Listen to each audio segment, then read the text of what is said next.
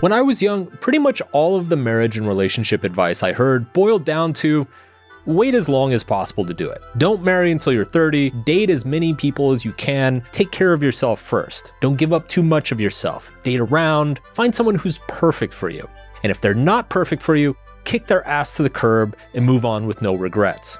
Now, statistics say that the past 2 generations have apparently taken this advice to heart. The marriage rate is at an all-time low, people are waiting longer than ever to marry, and people date more frequently and date more people than ever before. Non-monogamy is becoming a thing.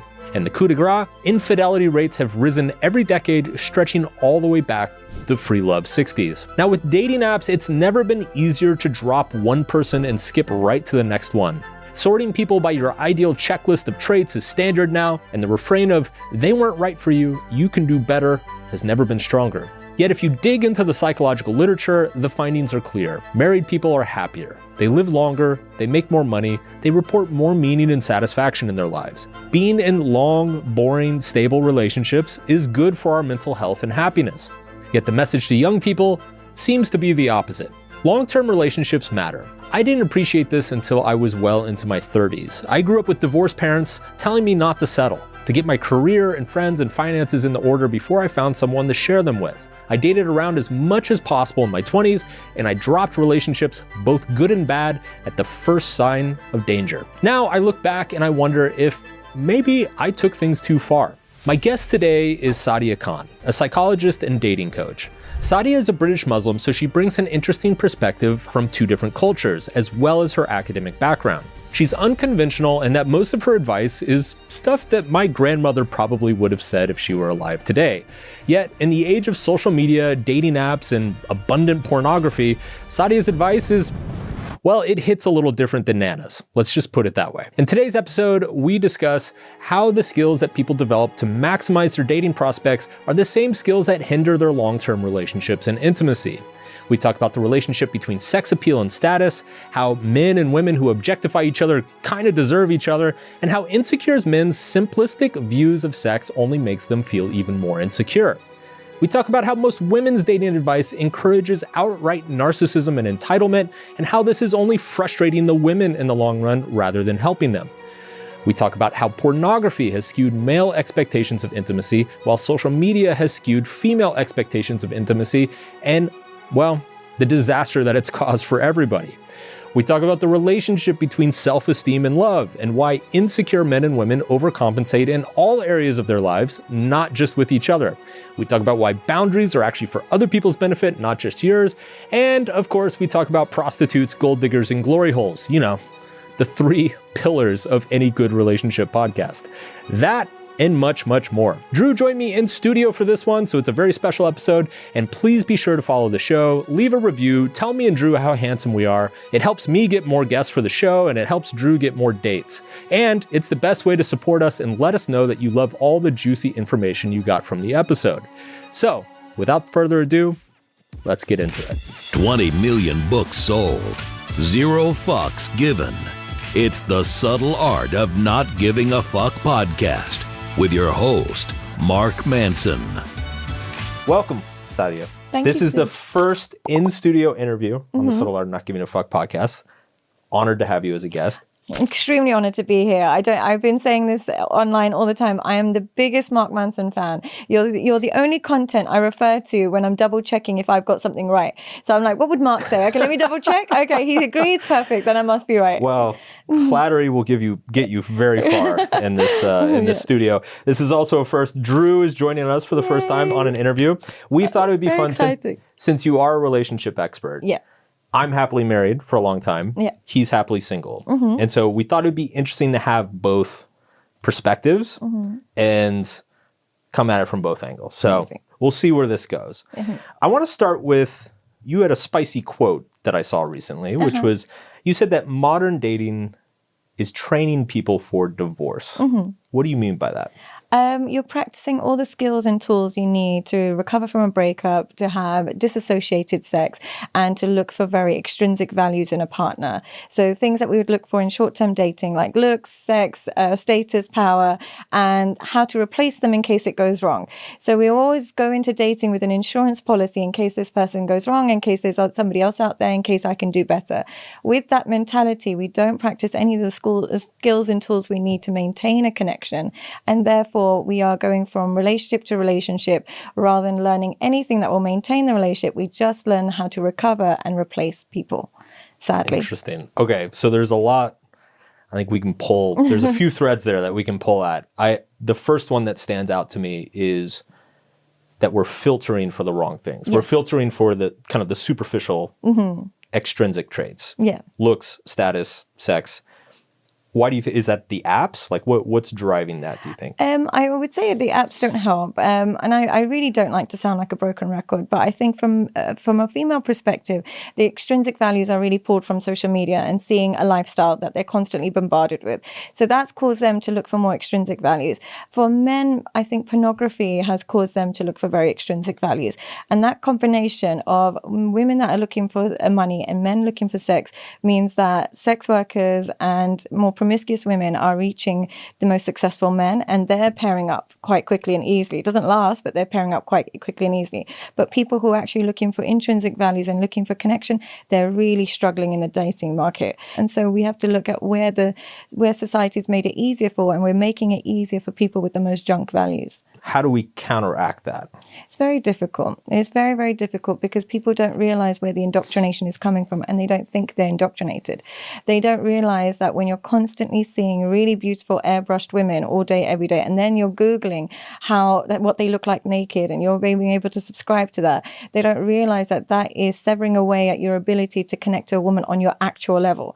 Like there'll be men who are, super overweight, super old, might be from a different culture, but they're Googling their dream woman and thinking they deserve them. They think simply because they've seen it, they deserve it. Same thing with women. They'll be watching couple content where a man buys a woman a bag for Christmas and for Valentine's Day and decorate, and they think because they've seen it, they deserve it. So we have to really undo the conditioning, which is difficult to do. It almost just sounds like people should get offline. Yeah, I know. And it's like, how do we counteract online behavior? Yeah. We just simply can't. And I say this from a privileged position. I didn't grow up with Tinder and Instagram and stuff. I didn't grow up with that. And so when you've grown up with Snapchat, you've grown up with Instagram, like they start at 10, 11 years old.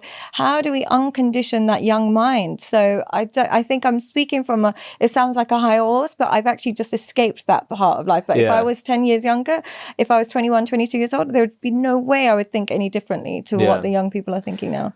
My wife and I, we met each other like a month before Tinder came out, and we joked that we Really? You just met before? Just got in. So it would have been 2012. 12. Oh, is that when Tinder came out? 2012? I think so. Yeah, it was like a month or two before I heard wow, it. you just missed it. Yeah. Thank goodness. Yeah, thank God, thank right? goodness. But it's funny though, because like a conversation I often have with people who come to me who are single and frustrated, I think everything you're saying is true. I also think the nature of the dating apps is that, you have to set filters for yourself, and you have to define like what you're looking for and what you're not looking for.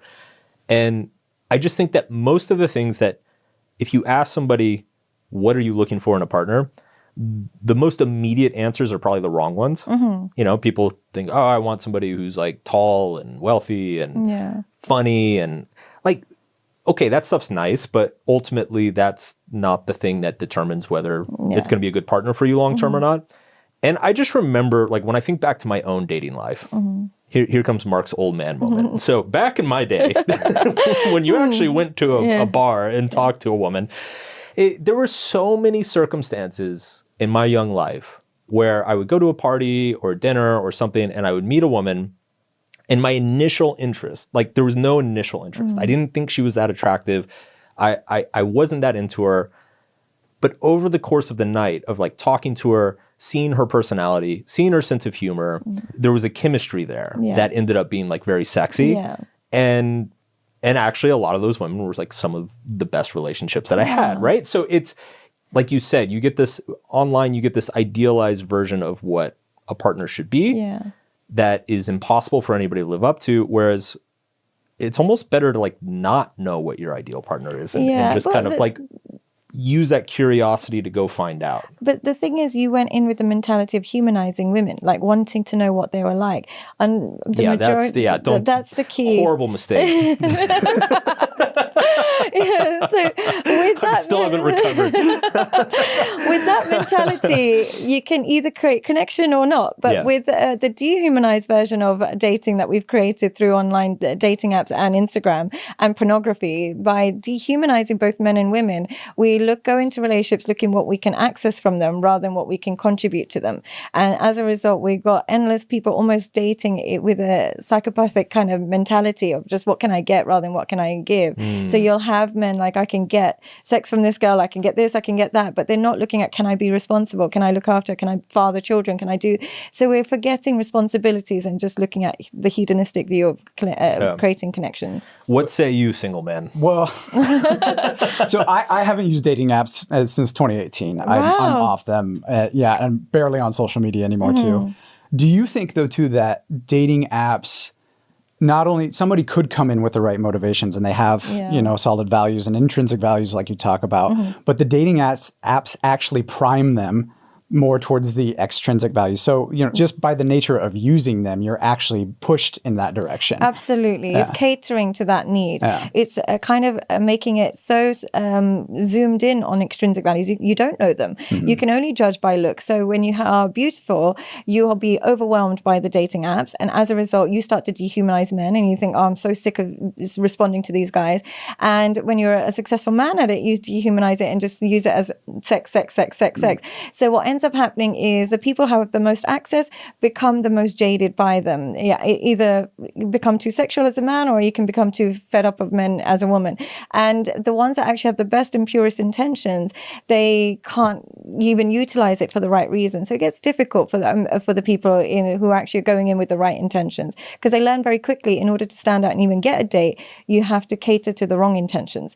If you're a woman that wants to actually get marriage from it, but you're realizing you're getting no matches, she'll end up starting to show more skin and therefore attract men who are looking for her looks. If you're a man who can't get any matches, he learns, let me just post my watch or let me just show my car and then I'll get more matches. So by design, we end up pushing them towards intrinsic values. You know what is like a $1 billion business idea? Somebody should create a dating app. Maybe somebody's already tried this. Somebody should create, like that Netflix show, Love is Blind? Yeah. Somebody should create the dating app version of that. Where it's like, it's personality test based. Yeah. So you get questionnaires about your values and your personality and the things you enjoy doing. And then you match or unmatch people based on that. Yeah. And then it reveals like what they look like, what they do for work, all that stuff later. That would be a cool concept. But if you're not on dating apps, how do you meet people?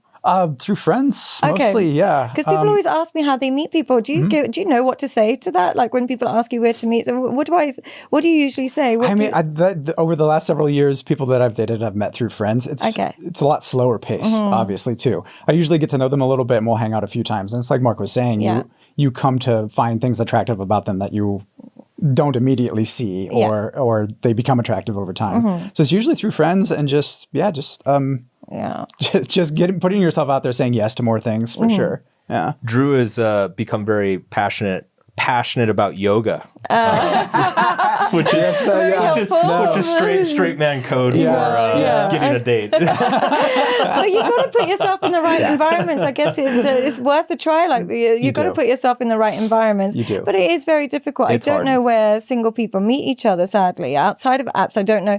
Because I talk about how bad apps are. They sometimes can be used as a way to numb heartbreak as well. So people don't even experience heartbreak anymore. They just jump on an app, distract themselves. So we're devoiding ourselves of human emotions and therefore devoiding ourselves of how intimate a relationship should be. But at the same time, I don't offer a solution. So this is where I feel bad. I don't have a solution. What's the alternative? I wish I knew, but I just unfortunately don't really know. I heard you speak about male-female relationships, or I'm sorry, friendships. Yeah. And that to me, I've always made friends easily with other women. And so I think, having that, and then I'll meet some of their friends or something like that. Yeah. And that's a good, just a I've good way never to do understood that. the advice of not having female friends and not having male Do friends. people actually recommend that? Yeah, and I have so many of my clients will come to me and say, my dating coach says I should never have female friends. You're just Fire him. fire Terrible advice. Fire them. him. What childish Terrible advice is that? Jeez. Some of my closest friends are women, actually. Yeah, and my that's- closest friends have always been male. Yeah. And one of the reasons I have this perspective online where people are a bit confused why it's so masculine is because I've always had male friends. And the amazing part of male friends is you finally you don't sexualize everybody of the opposite gender. Yes. People without opposite gender friends, they sexualize everybody. Yes. Yeah. Everybody of a different gender, they sexualize. When you make friends with the opposite gender, you're less easily impressed by them because you know how the opposite gender works, and you're not easily swayed by what they say and do for you. But you're also less excited by the opposite gender. It takes more than just them being a man or them being a woman Right. for them to gauge your interest. So I think you really deprive yourself of a lot of stability when you don't have the opposite gender friends. Absolutely. I think that's a big reason why men and women struggle to make friends with the Yeah. opposite gender, is that they don't know how to stop sexualizing them Yeah. or seeing them as some form of other. But the crazy thing is that if you spend time as a man, if you spend time with a lot of female friends, you get really good at communicating and empathizing with women, Yeah. which makes you a much better partner when you when Yeah. you start dating. Yeah. So, And the other thing it does is it helps remove women off their pedestals. So Yeah, many absolutely. men I was friends with when I was younger who may have had a little crush after getting to know me in 5 minutes, they could never in a million years. Yeah. They're like, they realize how quickly attractive, unattractive, how quickly we're all the same. Women are just simply the same. You talk to them the same way you would talk to a non-attractive partner, and it just releases that anxiety you have with talking to the opposite gender. Yeah. So, yeah, they're human too. yeah. They, and they're flawed as well. And Yeah, just everybody's irregular. shit stinks.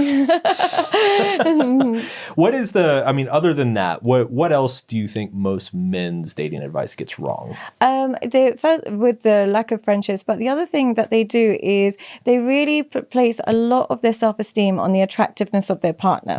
And they derive a lot of their ego from how attractive their partner is. And they feel really low self-esteem when they don't get an attractive partner. Yeah. And they make their type an appearance. So they'll say, my type is blonde, blue eyes, or my type is brunette and curvy. But my advice is always make your type a treatment. How do you get treated by that person? Yeah. If every time your type is blonde, blue eyes, but she's treating you badly, she should no longer be your type. Or if your type is this particular man and he's not treating you well, he should no longer be your type. Your type shouldn't just be a decision. It should be malleable based on the feedback you're getting from that type. So I always try and say, make your type how much do they soothe your anxieties, how good love they make you feel, how connected how do they treat you, how do you leave feeling? That should become your type. You know what's ironic about that? I used to run into guys like that all the time. Yeah. So, full disclosure for listeners, I started my career as a dating coach. Yes. And also, I'm sorry to interrupt, but Mark's book and Models is absolutely fantastic. I came across it recently and I was just telling him before the show. It is still so relevant to men today, and it was written in 2011. Please go buy that book. It's fantastic. As a man, skip this podcast, go buy that book. There you go. Your check will be in the mail. So I started my career coaching men, and Yeah. I used to run into that all the time. And I remember the irony with that is that the men who obsess over getting the hot girl or the hottest girl, it's only to impress other men. Yeah. Like they're actually being driven by a desire to connect with other men more than they're being driven by a desire to connect with women. Yeah. And I used to try to tell this to guys, like I explain this to them, and I don't know, it would make their heads explode. Like I remember I used to ask guys, I'm like, what would you rather? Behind door number 1 is a 10 out of a 10, but she's a total pain in the ass, selfish, doesn't treat you well. Behind door number 2 is like a 6 or 7 out of 10, but she's amazing. You have so much fun with her. You're so happy with her. You like her family. You have great sex. Which door would you pick? Now, all the sane men would say door number 2, but occasionally you get a guy who would say door number 1. And I remember, like, I would just stop the entire session right there. I'm like, what are you thinking? Yeah. like, what is this about, really? Because it's not about women. It's not clearly. about women. It's about their relationship with vaginas. Yeah. And one thing that's made me a little bit jaded about working, when I first came out, I was known as very misogynistic and very pro-men, and I have no problem with that. I love men. I have a very good partner. I have a great relationship with my father. I have a great relationship with men. But then as I've started working with more and more men, particularly as they get more and more successful, they they reduce women down to vaginas because they don't have the time to become